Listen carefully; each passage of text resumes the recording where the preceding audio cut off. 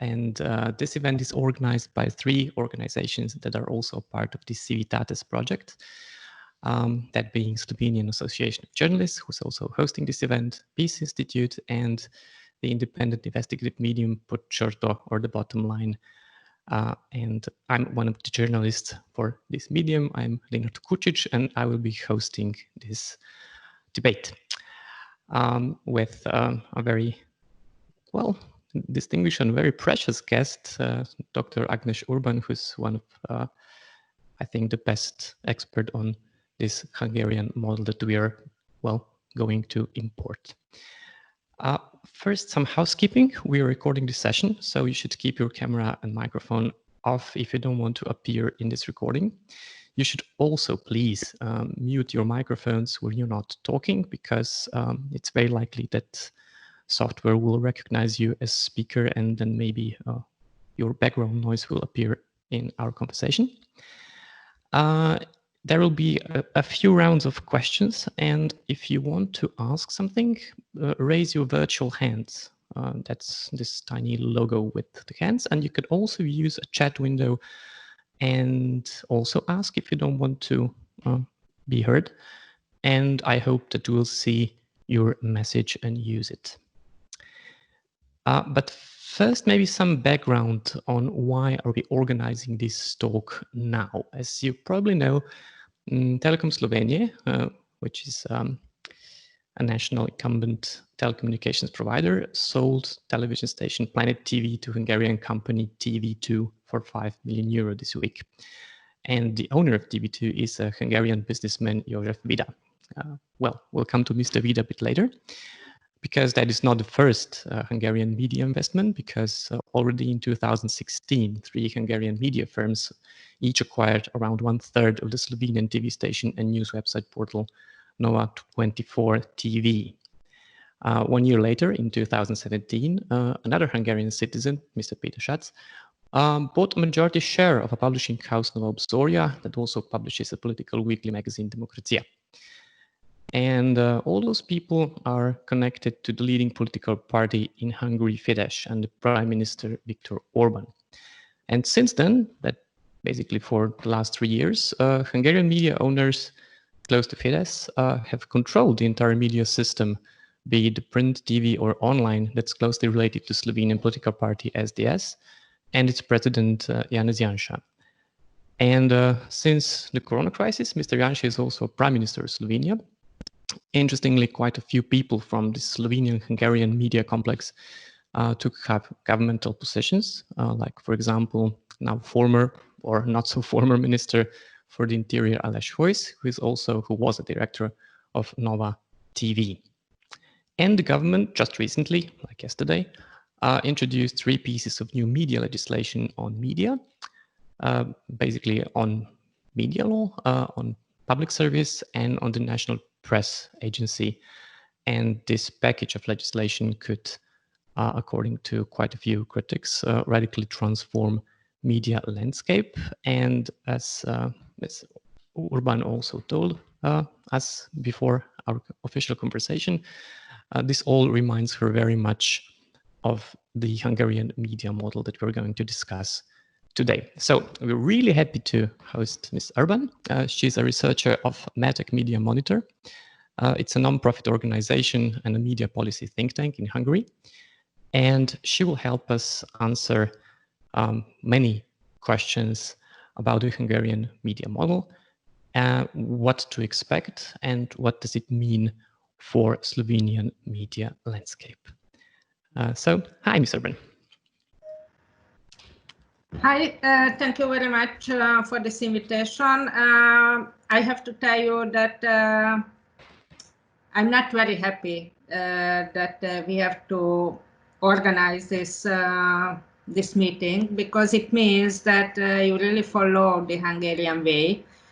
And we have so many bad experiences about the Orban model in the media, that probably this talk will be not not a nice summer consultation for you, but it will be extremely depressing, and it will be full with bad news for you. I'm sorry for that. Well, I somehow have a feeling that most of the people who participate to this event probably expect a lot of bad news, but I really hope that at the beginning we'll also at least know what we're dealing with, and that of course also helps us maybe do something about it, because during the first media acquisitions in Slovenia, journalists who actually analyzed what's going on, like for Mladina, for Dnevnik, for Delo, and for me as Počrto, we tried really hard to understand why are those people coming, because we really knew nothing about, or almost nothing about, the situation in Hungary, and we had to learn quite a lot of things that we're probably going to discuss today. But maybe if we go to the most recent news about Planet TV and Mr. Josef Vida. Who is Mr. Josef Vida?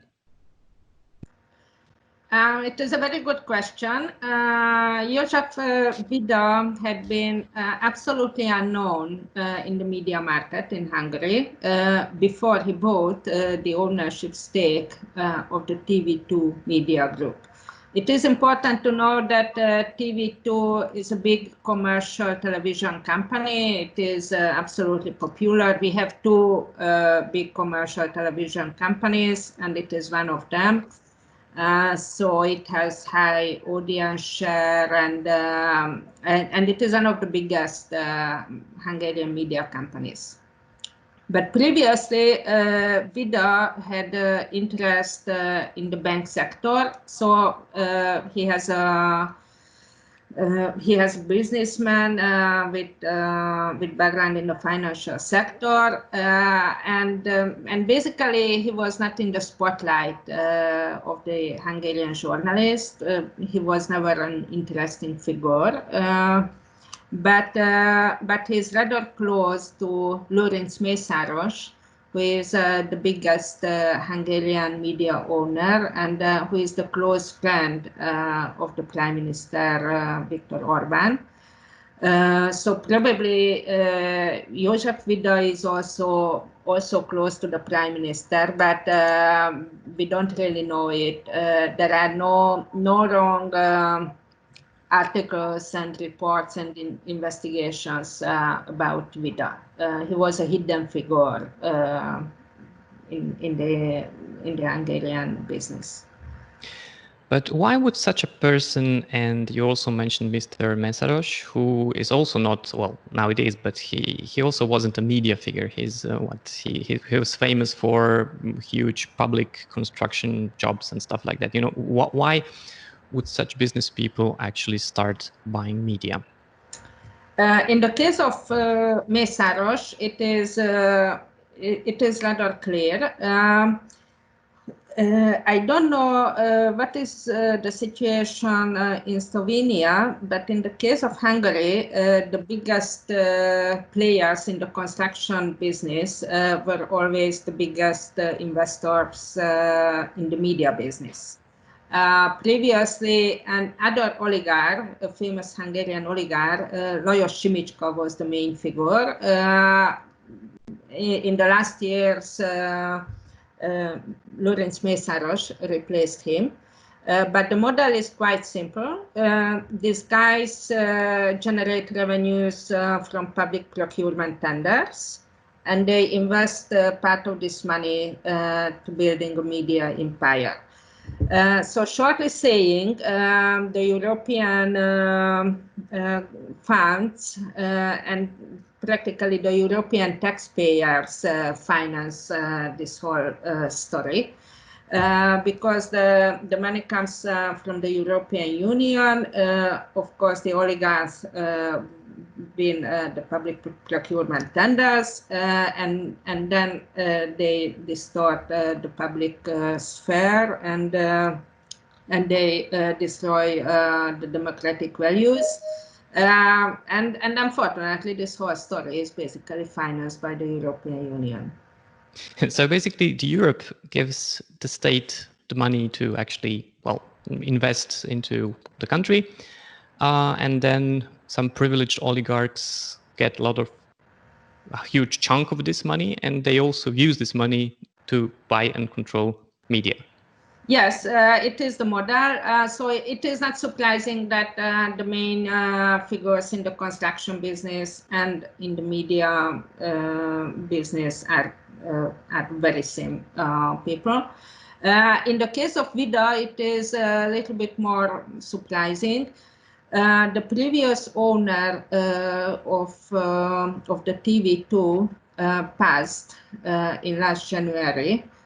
He was Andy Weiner. He was a professional since he was an American television producer, an American film producer.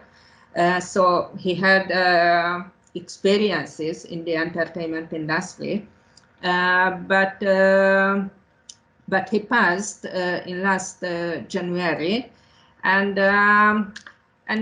it was a must to do something with the TV2 company, and they had to find a new owner. I have no idea how they found Vida, but this whole process was not transparent at all. And basically the ownership structure of the TV2 is practically hidden behind trust. So investigative journalists identified Vida as the final owner of the TV2, but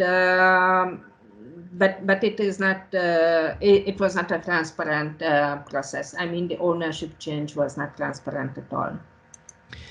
So, if you summarize briefly the Hungarian media situation now, a part of mostly commercial media is operated by, let's say, the loyal oligarchs, and the public media are directly influenced by the state. So you could say that this private-public partnership, if I use this buzzword,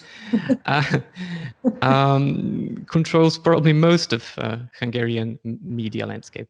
Is this a correct estimate? Yes, you are right. Basically, so I start with the public media. It was always rather problematic in Hungary, just like in other countries in the Central and Eastern European region. So we didn't have BBC or a kind of Scandinavian public, really independent public TV before 2010. It was always rather problematic.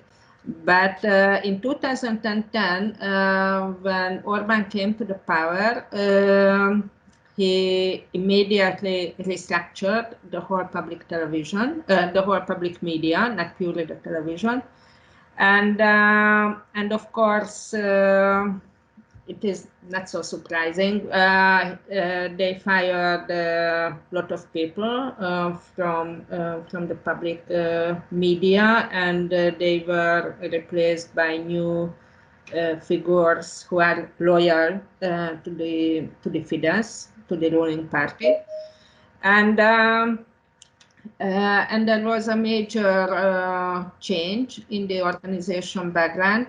For example, the news agency became part of the public media system, which was totally independent from the public media before. And there are huge problems with the public media, partly because of the content.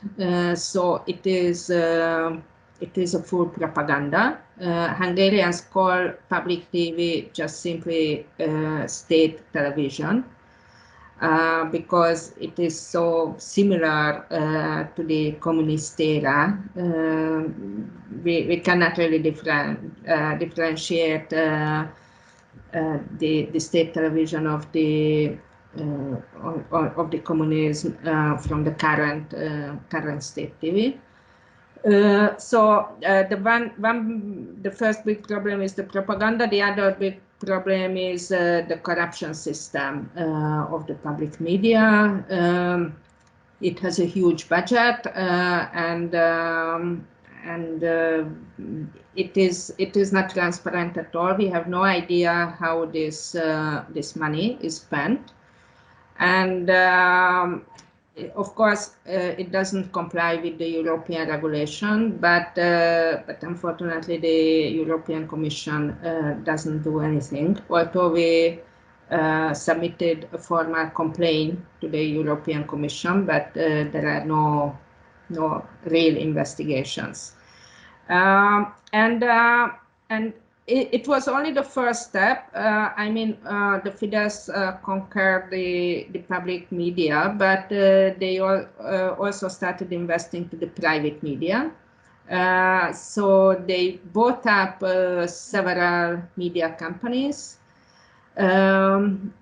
It was also a problem that after the financial crisis in 2008, the investors didn't see the potential in the Hungarian media market, so it was rather easy to acquire media assets for the pro-government investors, and they bought up several media companies. So you are right, it is a kind of strange public-private cooperation. What I really found fascinating was that, as you were mentioning now, that the situation, according to some critics, is almost worse than it was under communism. But when we did quite a huge research on media ownership around post-socialist states, it was like beginning of 2000 somewhere, or maybe 90s, when Hungary was almost considered as a role model. Like there was a clear break from communism. Most old media that were, from the previous regime either were bankrupt and then just disappeared, or most of the media sphere was actually bought by foreign media investments, especially German, Swiss, and some Austrian companies. So let's say around 95 to 2000.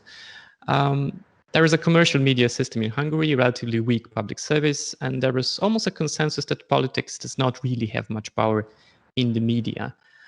But how come that from that situation, all of a sudden you have almost a total control over the media? You mentioned one of the reasons were definitely this financial crisis, because foreign media companies could not make business anymore, or it was too expensive, and they just tried the way how to escape, from their bad investments, and they just took the opportunity to actually to sell pretty much everything they hold in Hungary.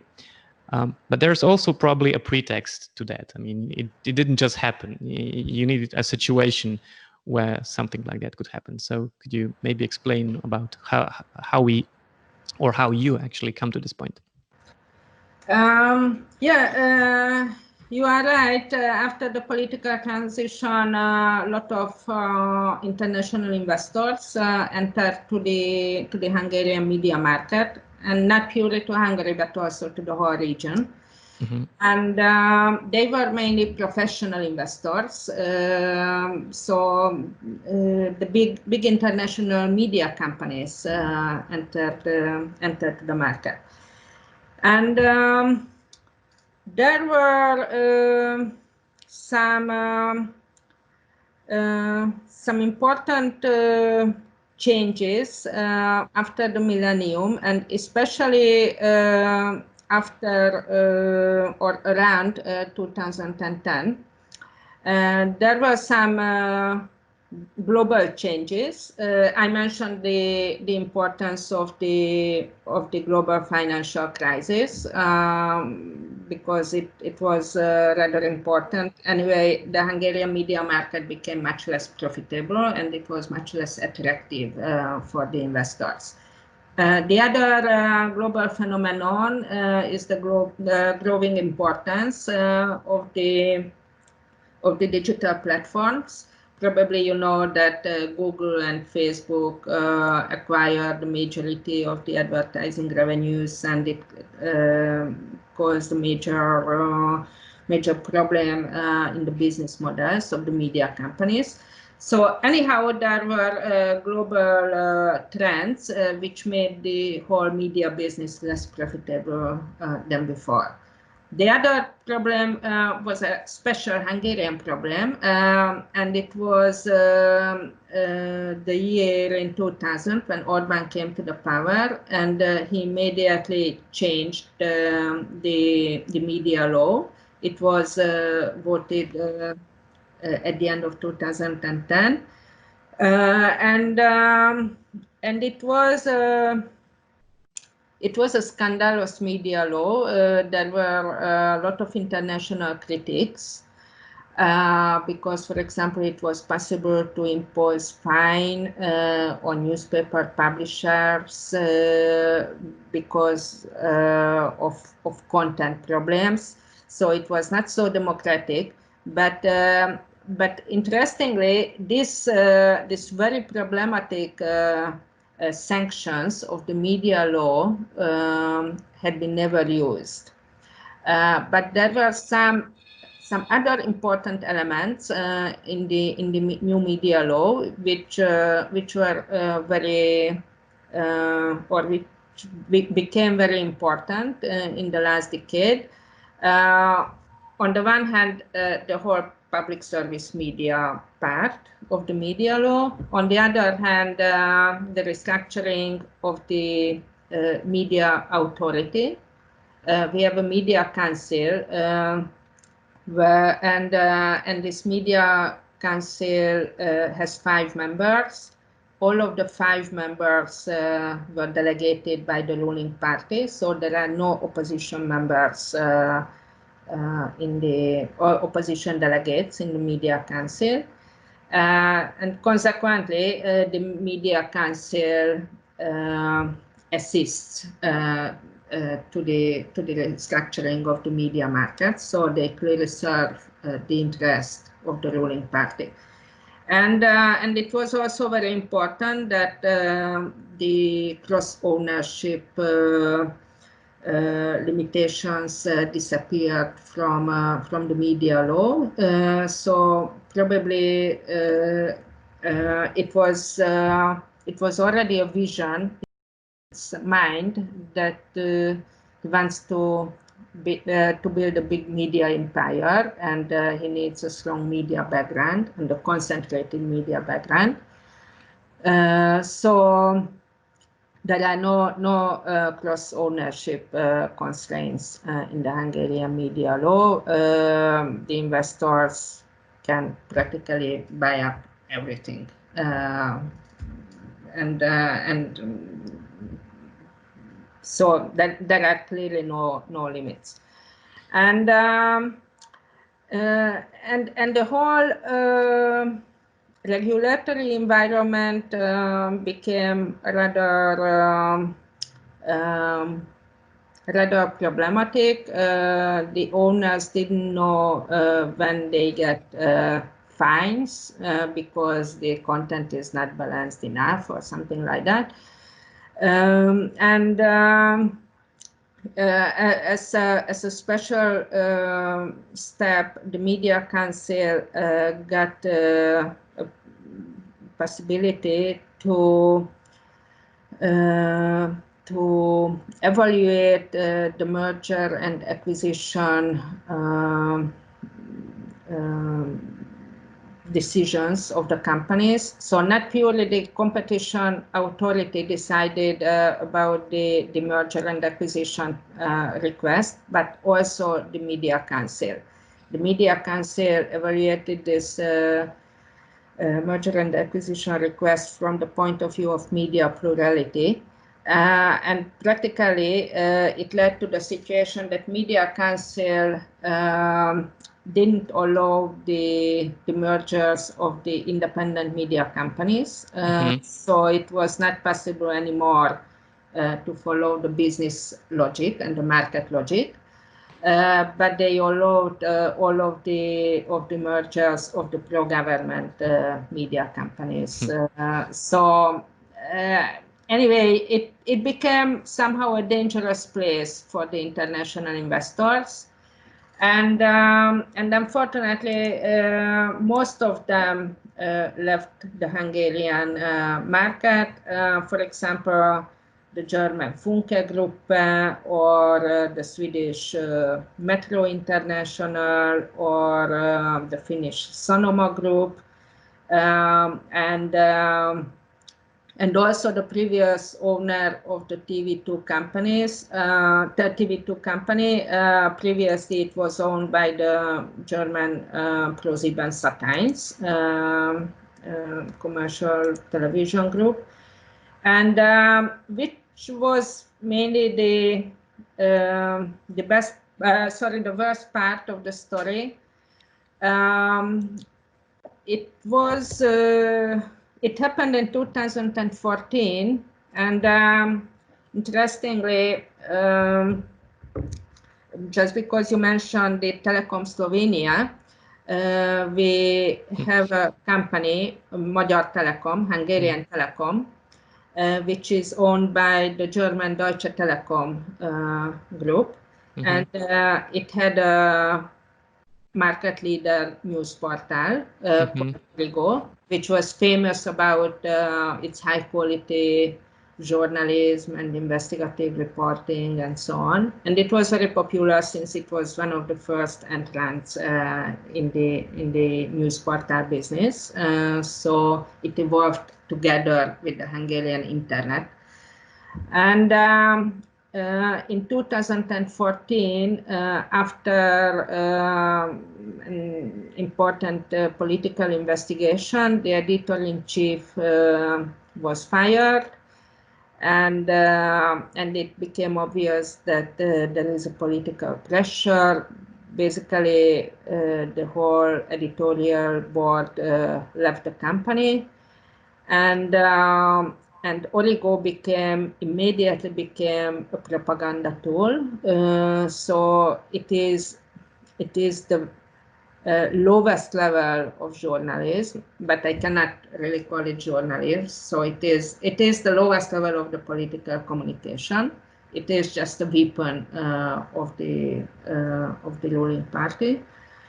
And after that, the Deutsche Telekom sold this Origo news portal to a Hungarian pro-government investor.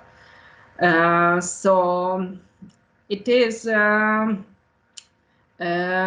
very sad that, but from business point of view, it is understandable that these international companies left the Hungarian media market because it was not so profitable anymore.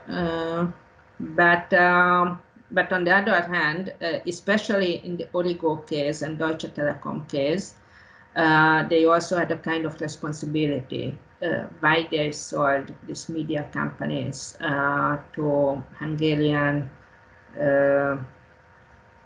government-friendly investors. Because at that time, I also read an article that there was quite a strong pressure on Deutsche Telekom, saying not maybe explicitly, but implicitly, if you want to remain your license, for being the biggest telecommunication operator in the country, you may consider doing something about those journalists who write about the government. Yes, probably it was in the background. It was the time when the telecommunication companies invested to the mobile frequencies because so it was already obvious that mobile internet has a potential, and there were tenders for the new frequencies, and of course Magyar Telekom wanted to remain in the market leader position. So probably it was the reason why the Magyar Telekom and the owner, the Deutsche Telekom, decided to not to risk. not to risk. But but anyway, it was really shameful. Maybe another interesting thing, as I've learned about the case, is that all those legislative and other changes happened really, really quickly. During the first year when Mr. Orban came to office in 2010. But I also learned that he tried to do very similar things during his first term. It was, I think, from 1998 to 2002, when he became prime minister for the first time. He also tried to take over, the public service and everything, but it didn't work out the way he planned, so he lost. And while he was in the opposition, it seems that he sort of made this plan to do it better in his second attempt. Mr. Simička, I think, was the one who actually bought this, who was building this alternative media system for him. So they had a strong presence on the field, especially, as I learned, among municipal and local media, because the political party Fidesz was very successful on the local level, and then the mayors invested quite heavily in new newspapers and radio stations and stuff. So basically, Fidesz had really strong presence in his alternative media system. So they were setting the agenda, they were in a way ready, and also they had the people to take the positions after they took power. Is it my interpretation, or is it possible to say that Mr. Orban knew what to do when he had a second chance? Yeah, you are absolutely right. Basically, he also had some steps in his first period between 1998 and 2002. Of course, he wanted and he could somehow influence the public service media, but it was not so powerful at all. And it is said, of course, I have no personal information what Orban thinks, but it is a rumor in Hungary that after 2002, when he lost the election, he told that it was because of the lack of government-friendly media. Mm-hmm. And he basically blamed the media because of his political failure. And he found that if he gets a new chance, he has to build up a strong media empire. And he started it after 2002 when he was in the opposition. But his old friend, the later oligarch, Lajos Simička, who was a wealthy businessman, started to invest into media. He launched news television, and he also launched a political weekly, and he bought up a political daily. Because, sorry to interrupt, but the reason I'm asking you this is probably most listeners are already now musing that, well, this sounds really, really familiar, because we had a similar situation when Mr. Janša, during his first attempt from 2004 to 2008, he also tried similar things. And then he blamed the media or non-friendly media for his failure and decided, well, not to do the same mistake again, and started building his own alternative media system. That's in a way interesting, because for me it's a kind of déjà vu because after absolutely, the story that you mentioned now, it really happened in Hungary before, and it was also important that, of course, Orban blamed the media because of his failure and because it was not government friendly, but it didn't mean that they were very friendly with the opposition parties. I mean, real journalists did their job, and the watchdog journalism worked, and they controlled the political figures and the political power. During the 8 years between 2002 and 2010, when Orban was in the opposition, they were absolutely, I mean, the journalists were absolutely critical with the corrupt socialist governments. So it was, of course, in Orban interpretation, all of the independent journalists are opposition journalists, but it is not true at all, and it was never true in Hungary. The journalists did their job. They controlled the political power. The socialist government had really awful corruption scandals. And of course, it helped Orban.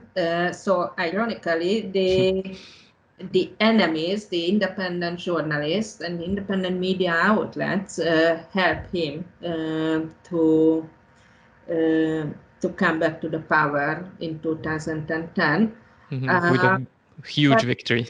Yeah, but for Orban, they were still enemies. And when he came back in 2010, he immediately started to dominate the media market. And Šimičko, who had some minor media assets before, although they were very important in the public sphere because they produced political content and news. So he became heavily financed by state sources. When Orban came to the power, he immediately started to pour the state money to the loyal media. And of course, on the other hand, the independent media companies could hardly get any state sources. Of course, it is possible to generate market revenues, but the whole media market and the financial background and the advertising market became rather imbalanced because of the state sources. And it is even worse because there are rumors about it that even the private companies, the commercial advertisers, got messages from political figures that it is better not to advertise in some media companies. So it was the influence of the advertising market was not purely because of the state sources, but also because of this hidden influence of the private sources. Maybe it's now also time to maybe discuss the mechanisms of control, because as you said, media ownership is only one part of the game. So okay, you can be a media owner if you are let's say if you take over this public service, then of course as a politician you can do that and still have quite a lot of influence. But as you were mentioning, one of the very strong mechanisms on how to control the media, which is probably also very interesting to know for Slovenian context, is that if you have this sort of power as a politician, not only that you can, as is the case in Hungary, have a lot of influence on where does state advertising or state companies advertise. Basically, Hungary, not only Hungary, as far as if I'm correct, is quite a heavy advertiser as a state. And then the other source of income are the state-owned or state-controlled companies that also can either discipline media saying we will not advertise there, or maybe subsidize other media that would never survive otherwise. And as you mentioned, this third form of pressure is to actually scare off all the other, let's say, neutral advertisers, just saying, well, maybe it's not a good message if you want either public contracts or have other businesses in the States. Because I think that one of the sources that I talked to said that even the IT companies who were personally very keen on supporting especially online and investigative mediums, because that's what geeks are like, and we have similar experience in Slovenia, that they were basically scared because they got the message that, well, you have quite a lot of your contract is with public services or public institutions, and you may consider whether you really want to support this medium who investigates the government. So advertising is probably one of the means how to control the media. What are the other ones that are specific for Hungarian model? So the financial background is absolutely important. Of course, the ownership control itself is also very important. And it is important to add the role of the media authority, and of course, in the 21st century, the media authorities have limited tools to influence the media market. But for example, they decide about the radio frequency tenders, and in the last decade, the independent radios, almost all of the independent radios disappeared from the Hungarian market, and especially for older people, and especially in rural areas, it is still very important news source for a lot of people. And I already mentioned the role of media council in the case of merger and acquisition requests, and there was a third element, or the third decision of the media council, which became very dangerous and very problematic, and it was when Orban, the government, so the Orban government launched its very first government information campaign. It was, as I remember, in 2015, but I have to check the date. Basically, it was problematic because, according to the media law, political campaign can be launched, at least in radio and television, during official campaigns, 50 days before elections or referendums. Otherwise, political campaigns or broadcasting of the political campaigns and political spots are not allowed in Hungary. And the media council decided that this government image campaigns were not political campaigns, but they were public service campaigns, because of they provided information to the ordinary people and so on. So they explained why the government campaigns were not political campaigns, and practically it gave green light to the government to start this very intense political campaigns. And it was a basic tool of the financing of the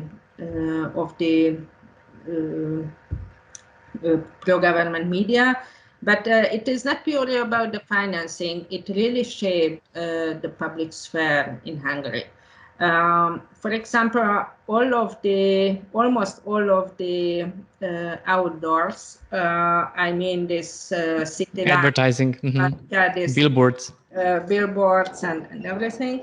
So majority of the market is owned by pro-government investors. Practically previously Lajos Simicska, the previous oligarch, recognized the importance of this market. And in the case of government campaigns, all of the billboards and city lights and all of the outdoor elements are full with the with this government advertisements, and it is absolutely effective. It can reach even those people who do not consume any news media, who are not interested in the political messages. Who switch off the TV during the commercial breaks, but this kind of billboards are there practically everywhere. Everywhere, even in the smaller villages. So nobody can avoid this campaigns, and they are rather effective. There are very strong political messages about the success of the government and also about the enemies. I mean, probably you heard about the anti-EU, anti-migrant, anti-Soros campaign. So they were really suitable to change, or at least to heavily influence the political climate in Hungary. In this context of Slovenian new media legislations, that there's now idea to actually make the press agency a part of the public service, you mentioned in our previous conversations one very interesting example on why is it important. I would never think of it, but it makes total sense. That if you centralize the major news production, because we all know that, let's say, the National Press Agency is probably the news source for most, especially online and local media, who do not have their own reporting, their own reporters and nothing. So if you centralize news production that's being disseminated and spread all over the country, in your own taste, not only you get a lot of free coverage, but you also put a lot of pressure on even small media companies to actually, and in addition, the state made this service free. So basically you have free content from the National Press Agency, or you can, of course, buy your own content from independent agencies, or maybe hire your own journalists. But for most small media owners and local media owners, it's just not an option. So if you actually have a centralized news production that's pro-government and you give it free to everybody, it really guarantees you a lot of coverage and, of course, a lot of unfair advantage on the market. Yeah, it had awful consequences on the Hungarian media landscape. When the news agency became part of the public service media organization, it was immediately announced that its service will be free for companies. Previously, we also had another news agency. Its name was Independent News Agency, so it had private investors. And some big media companies had contract with this Independent News Agency. But when the state-owned National News Agency announced its free offer, of course, it was a logical decision from the media companies to use this free service. Don't forget that we are just after the global financial crisis, and the cost-cutting news were down, and there were cost-cutting strategies everywhere. So the Independent News Agency was closed in short time, and the state-owned news agency became a monopoly player in this market. And there is another part of the story, and it is already really incredible. This news agency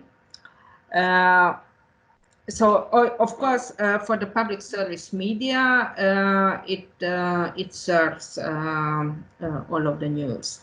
And the public service media launched a special service for the radio stations based on the news of the news agency.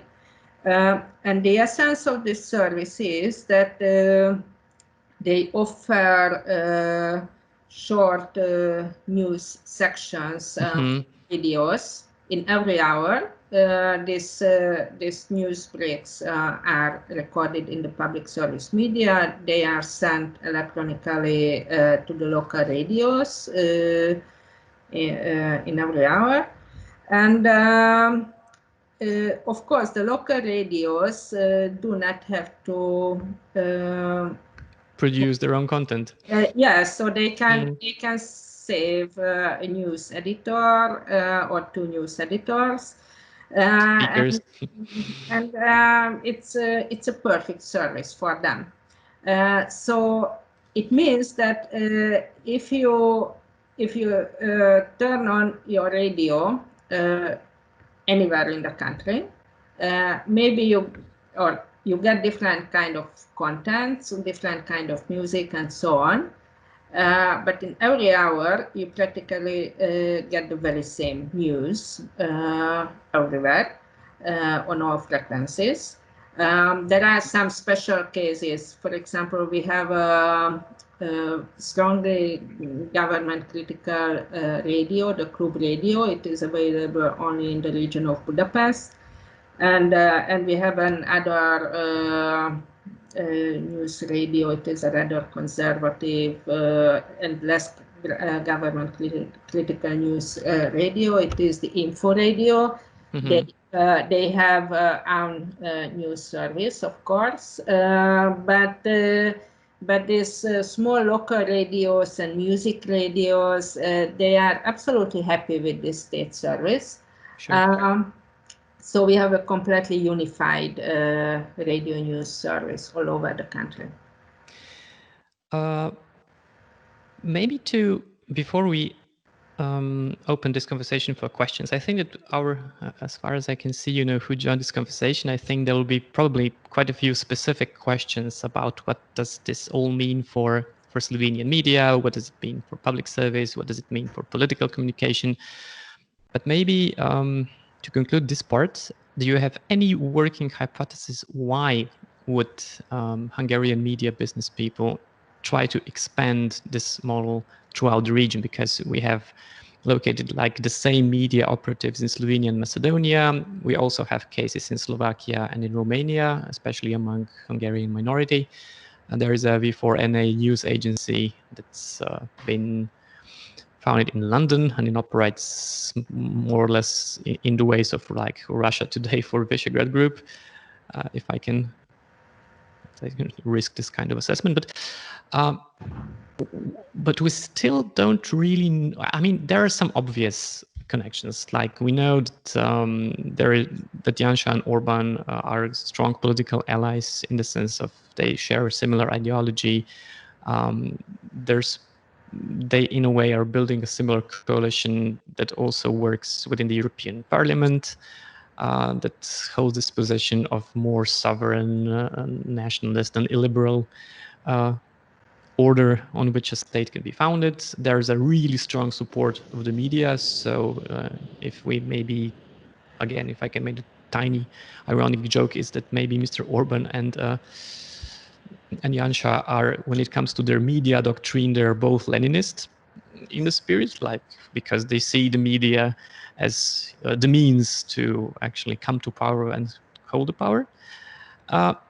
They share a lot of common, and of course you can say that you can also see that Slovenian media that are owned by Hungarian business people also share this ideology. They are also they are anti-migrant, anti-Soros, anti-socialists, or transnational elites, and some. You can see this political and ideological reason behind that, but still it costs money. I mean, and there should be probably a bigger strategy behind that. Any speculations on why? Is it just when it comes to Macedonia and Slovenia, that could be also an opportunism by two then leaders in opposition who would appreciate any sort of help, especially financial help, because all this Slovenian media that were bought by Hungarians were making losses, more or less. Planet TV is making huge losses, then Nova TV was also making a loss. The other media were making either losses or very tiny profits. So basically, Macedonian and Slovenian media that I know quite well were basically saved by Hungarian money. They would never could sustain their operations because they're just too expensive without this Hungarian money. So why do you think this happened? Was it like a political help, or is there also the money behind it, like the hope that maybe this Hungarian model will also mean that in Slovenia and Macedonia and other countries, sooner or later, the government could also use their influence to actually put a lot of advertising money into those media and actually pay off this this investment. So do you have any working theory on why is this happening? It's a very good question. I'm pretty sure that there are political motivations behind this stuff. So it is not about the business, and it is not about the money making. But ironically, the Orban government and personally Orban can afford these costly maneuvers in the international field. Mm-hmm. Because don't forget that we were extremely heavily financed by the European Union. When we started this conversation, I already referred to the responsibility of the EU and the possibility to spend EU money without any real control. Mm-hmm. So it is hard to say how much money was stolen in the last decade, but I think the level is above billions of euros. And Orban can afford this political maneuvers. I think he has a kind of motivation or incentive to be an international politician. Mm-hmm. And so Hungary is probably it is not so interesting for him. It is not a challenge anymore. He captured the country, and mm-hmm. There are some administrative tools, for example, the amendment of the election law. So if it is required, he can make future steps to keep the power. Mm-hmm. But it is not a challenge anymore. But it is a challenge to become an international player, and probably he realized in the last years that he would be never accepted in the Western mainstream politics. Mm-hmm. So the politicians of the well-established democracies will never respect him as a political talent. And he realized, probably he realized that he has a potential in the Balkan countries. Mm-hmm. This kind of behavior is more familiar for the Balkan societies, and it was a strategic mistake, another strategic mistake from the European Commission that Hungary got the enlargement portfolio. So basically, Hungary became a really important partner in the Balkan for some countries which want to join to the EU. But also in other countries, like in Slovenia, he can successfully influence the public sphere and the politics. And with this international alliance, he can be much more successful on international level, and he has much better bargaining power with the EU politicians. So he is not the strange guy from a strange country anymore, but he can be a leader of a kind of international alliance. And don't forget the role of Poland in this sense. Also, yeah. So I think I found that it can be a success story for him. Yeah, and also a couple of million of euro, it's just not so much money to actually get this kind of influence. And of course, that's what I always try to say, that if you speak of partnership, you should always take into consideration like who gave the money to whom. So if you receive a couple of million euro to sustain your operations, you're basically in debt, you're not a partner. So he could probably use this also as a bargaining power to his partners in the region, most likely, who do give, well, we'll probably have to return quite a few favors, if I can speculate. The last question before we really open this conversation to public is, what can we learn from your mistakes? And when I say your mistakes, it's a pretty broad term in sense of civil society, journalism, media, because we tend to underestimate the dangers, especially when it comes to people we disagree with or who are so outrageously wrong on pretty much everything we believe in, be it the facts, what journalism should be like, or what the media should be like. So if you come into the room and then just start breaking all the rules, first you probably get like ignored, or we all hope this will not be publicly acceptable and will end soon. But when it becomes a new normal, which it has already begun in Slovenia, one of the biggest successes, I think, of this Slovenian-Hungarian media complex is that they normalized the kind of public discourse and reporting and use of media for political communication and propaganda that would not be imaginable only a couple of years ago. So what can be learned from Hungarian mistakes from 2010 to today, and what should be done in order to not to repeat all the mistakes and end up actually importing this model we've been discussing for an hour? It's the most difficult question. Sure. Unfortunately, I have no good recipe for this problem. But I have to tell you that there were some major mistakes, especially at the beginning of the decade. Mm-hmm. So there were never-ending debates about the meaning of neutrality and the balanced critiques and so on. And of course, it was absolutely important for journalists and for NGOs not to be too political, not to be too government critical, and so on. Mm-hmm.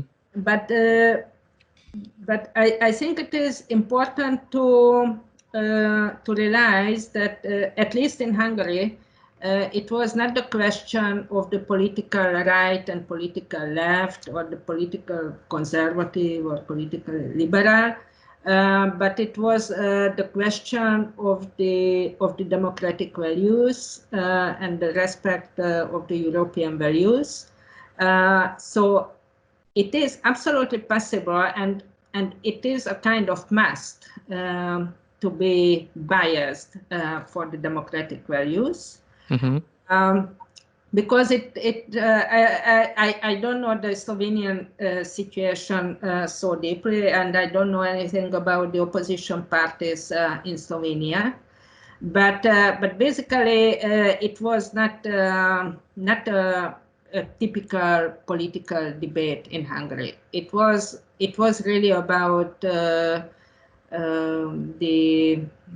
how Orban defined illiberal democracy or the real democratic values.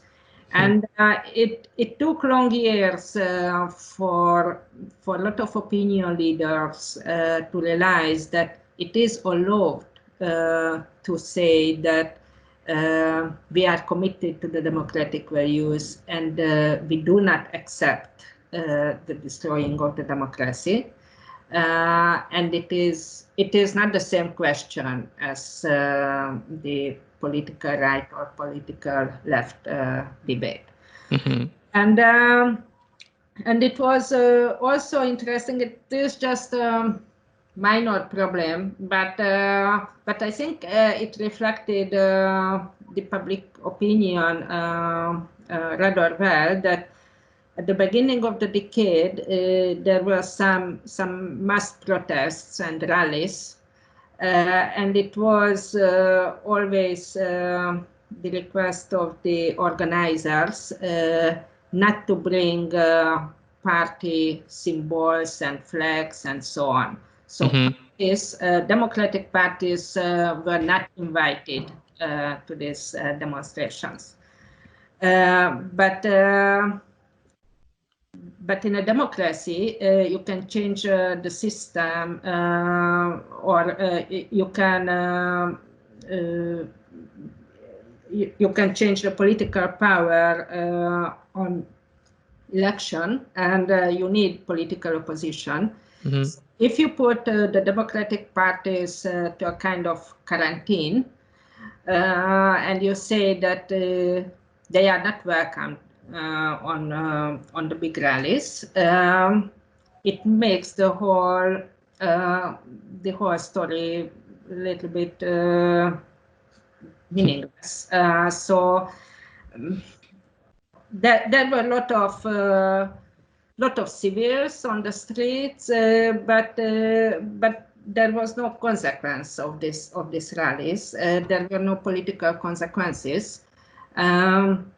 So and of course people realize that it makes no sense to go out to these protests.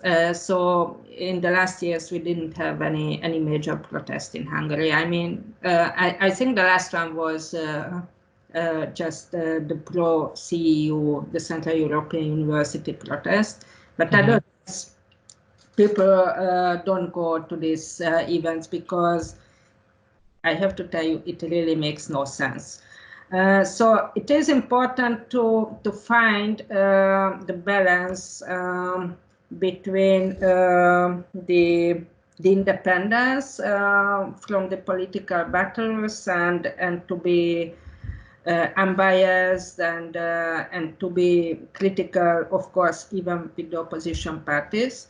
But not to put them to a special quarantine, and not to say that they are quite the same as Orban, or in your case Janša. So it is always important to differentiate the anti-democratic parties from the democratic parties. Even if they're not perfect themselves, as we know. No, they are very far from perfect. But otherwise, there is no. So at the end of the day, you have no other chance only to vote for a democratic party. I don't know when you have election next time, but you have to vote for one of these democratic parties. And if for long years you just say that they are not accepted and they are quite the same and so on, it is absolutely impossible to change the political landscape. Thank you, Ágnes.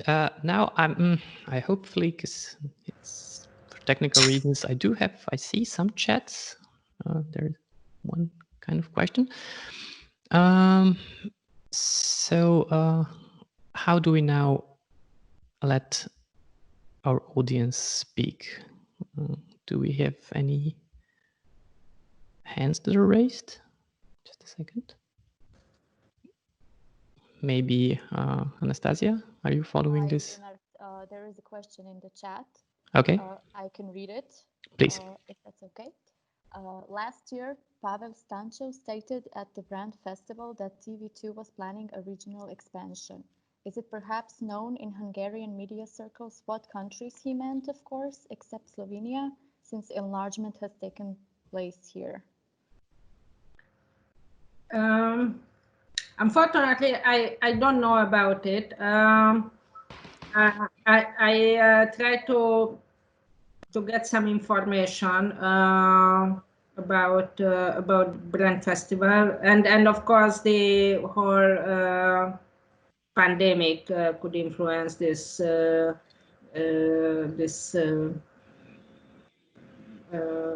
plans.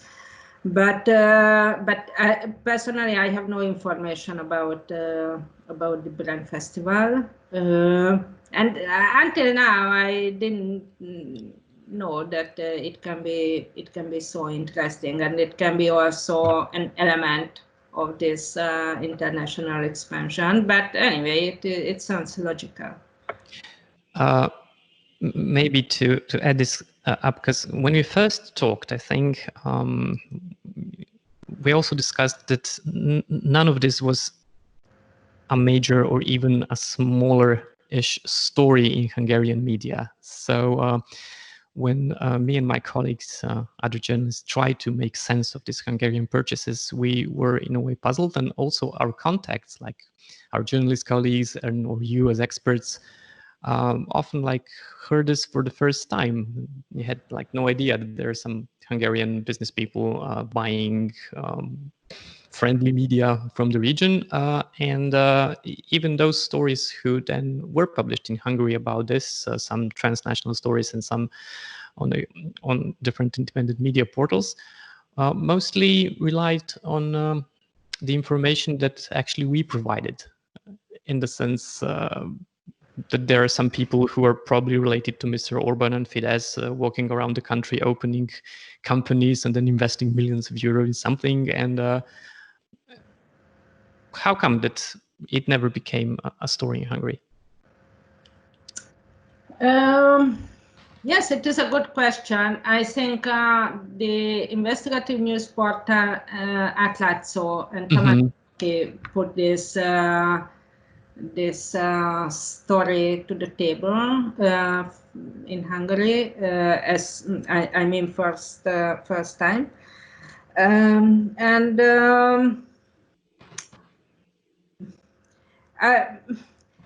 I don't really know, but I think that the Hungarian journalists, the remaining independent journalists, are so extremely busy with the Hungarian stories. And there are, there are major scandals for every day, practically. So my friends, journalist friends, used to say that they had so many stories for a month that was enough for a year before. So they are extremely exhausted, and they can hardly follow this international developments. But I think it is a mistake. The whole political movement of Orban is not understandable if we do not follow the international expansions. So I hope it will change in the future. And thanks for this help and assistance from your side, because it is absolutely important to share the information and to work together on these projects. Brankica wants to ask something. I wanted to ask the question from the invitation letter also. What is the TV2 television in Hungary? Does it looks like? What kind of management, and particularly does it have news program? kind of it. And then in relation to that is the question, is RTL, the German commercial television, still operating in your country with news program or not? I'm asking that also because the importance of the commercial TV in Slovenia, Pro Plus, Pop TV, which is in a way maybe RTL you strong commercial activity and ownership very influential. Is it possible with such media policy also to shut up such strong foreign owned media or television? Yeah, and sorry, I missed some part of your question, so maybe I will not answer properly. But so we have two big commercial television companies, RTL, which is owned by the RTL Group, which is owned by the German Bertelsmann. So it is a really professional commercial television without any political influence. And the other is the TV2, which is politically influenced. They are in strong competition. Traditionally, the RTL was the market leader. In the last 2 years, the TV2 became more successful because it is so heavily financed that they could afford huge shows, huge entertainment, live entertainment programs, expensive film packages, and so on. So in the question of in the market of commercial television, you cannot be competitive without sources. So basically, in certain sense, and of course there are different data, but in certain sense, TV2 became the market leader, or at least they are more or less the same. And there is a strong difference between the news programs. RTL is a usual commercial newsmaker. So there are a lot of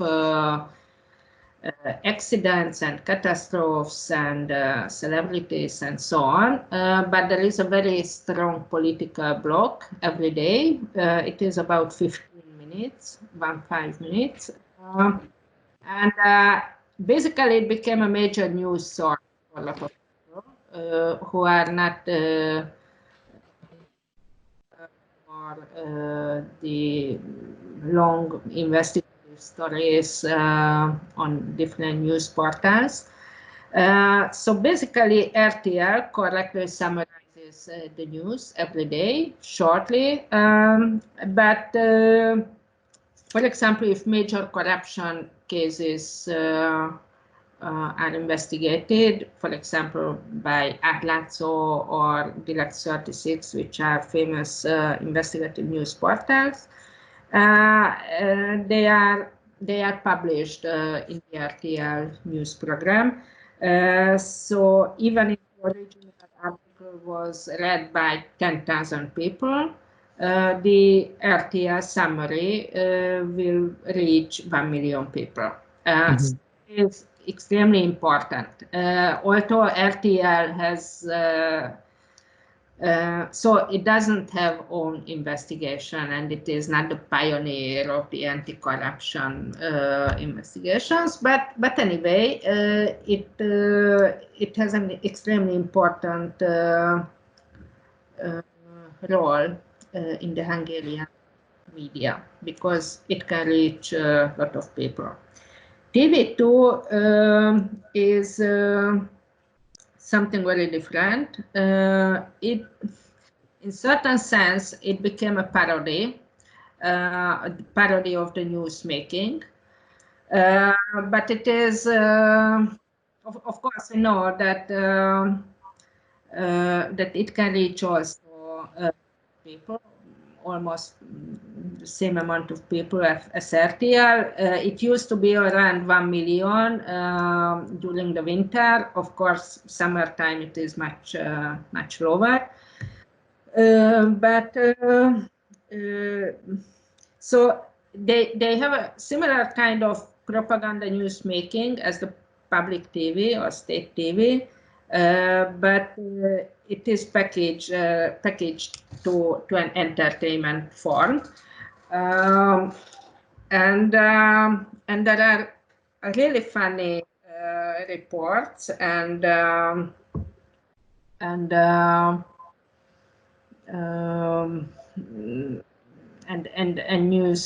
news programs. There is a page in also on Facebook and on Tumblr which collects the best pieces of the TV2 news program every day, and it is really popular.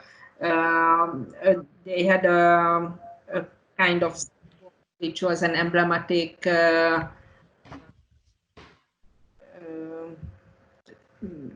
subtitle in the report, and it was that he died but he survived. It says a lot about the professionalism of the TV2 editorial board. I mean the news editorial board. But of course they also use this audience access to continuously manipulate the people and to send propaganda messages and there is a character killing. They have awful reports about opposition politicians and also about NGOs and so on. So it is extremely harmful. It is. I think we cannot really evaluate the real impact of the TV2 news program. For intellectuals, it is a continuous humor source, but of course we know that it is really dangerous. Yeah, because one thing we tend to forget when we analyze this sort of cases is it's not just important how much propaganda is in the media, but how much of the real news is absent from the media. Yes. So sometimes you don't need to have a medium in order to spread the propaganda because they have enough sources to do so, but it's enough if you make a lot of medium simply irrelevant. Yeah, and it says a lot if I try to describe the Hungarian media situation to Western European colleagues, and I used to say that RTL news program is the last bastion of the press freedom in Hungary. They are, because it is the news program which can reach even those people who do not have internet access. And they used to be surprised, and they don't believe it because it is just a trash channel and it is just a commercial TV and so on. And I used to say yes. So try to imagine the situation if it is really the last one, which can reach millions of people.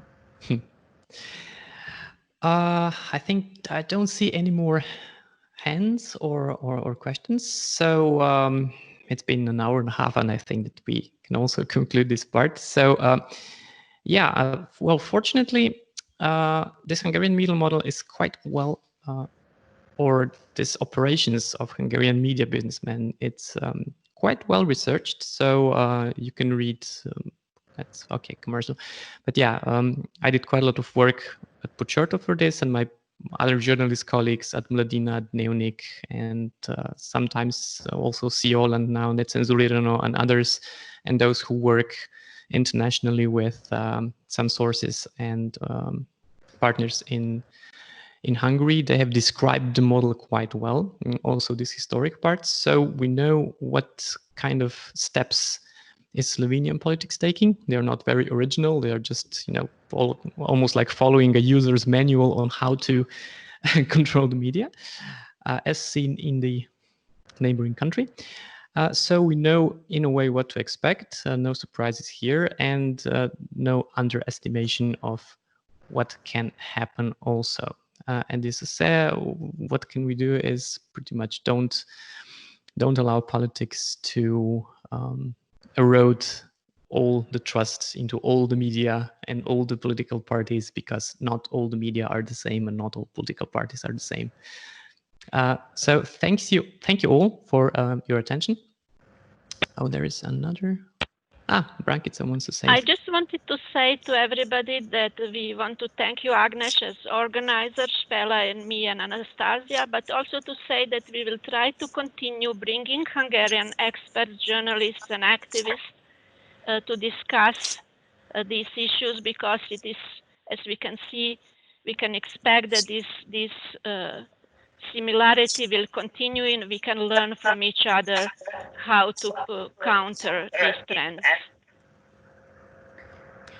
And thank you very much for this invitation, and I hope not purely the anti-democratic values or the anti-democratic figures learn from each other, but we can do the same, and this knowledge sharing will work, and especially if we send similar kind of messages to the European institutions, maybe it can be really helpful. So thank you again for your attention and for joining this conversation. Thanks again to Ágnes. Thanks to all the organizers. I'm Lenart J, and we'll probably meet each other on another debate or similar event. So thanks for now, and enjoy your weekend. Thank you, Lenart. Thank you. Thank you. Bye. Thank you.